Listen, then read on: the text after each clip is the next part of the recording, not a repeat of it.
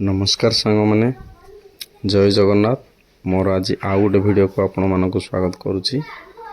आज आम गैस केमती स्लो जलूला बेले केमती स्पीड जलिब तार केमती आम रिपेयरिंग करवा कि केमती सर्विसिंग करवा भल केमती जलिब आपन को देखे दूचे वीडियो रे।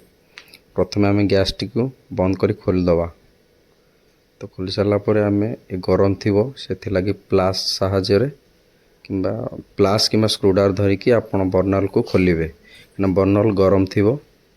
तो खोली सारा पर आम गैस टी उल्टे दबा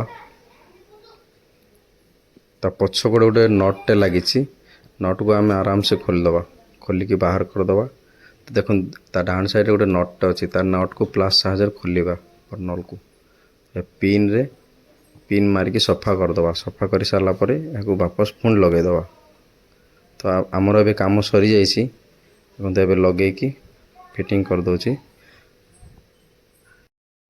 कम ए सरी जाइए। देखु पूर्वर केमती जलूला या पर केमती जलिब तो आप घरे भी आराम रे करें एमती 5-10 मिनट लगे। तो आम गैस टी फिटिंग कर देखो गैस टी पूर्वर केमती जलूला एवं केमती जलुची।